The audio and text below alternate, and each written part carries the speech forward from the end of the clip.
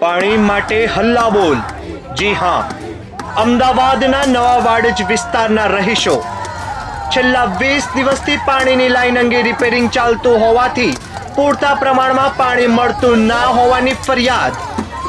પાણી એ પ્રાથમિક જરૂરિયાત હોવા છતાં લોકોને મળતું નથી, જેથી લોકોનો ગુસ્સો પહોંચ્યો ચરમસીમાએ, જેને પગલે લોકો સવારે સ્થાનિક કોર્પોરેટર જયશ્રીબેન ચૌહાણના ઘરે સ્નાન કરવા પહોંચી ગયા। લગભગ અમારે 2 મહિનાની તકલીફ છે જ વધારે।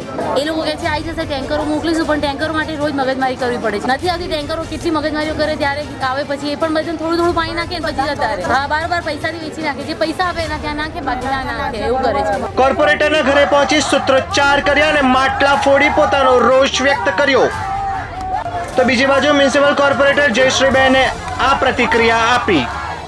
હું એક મહિલા કોર્પોરેટર છું અને મારા ઘરે આ લોકો આવી અને બેન છું, એટલે મારા ઘરે ગેરવર્તણૂક કોઈએ ભાઈઓ અને બહેનોએ કરવી નહીં। અમે પાણી આપવા માટે અમને તૈયાર છીએ। પાણી મળ્યું નથી। પાણીની ગેલનનું કામ ચાલી રહ્યું હોવાથી અત્યારે પાણીની શોર્ટેજ ચાલે છે અને ગરમીની સિઝન હોવાથી આજુબાજુની તમામ સોસાયટીઓમાં પાણીની શોર્ટેજ ચાલુ છે અને આપણે તો પણ આ સોસાયટીમાં રોજના 3 ટેન્કર પ્રોવાઈડ કરીએ છીએ। આખરે ક્યારે સ્થાનિકોની પાણીની સમસ્યા હલ થશે તે તો જોવું જ રહ્યું। ટીમ અમદાવાદ, દિવ્ય ભાસ્કર।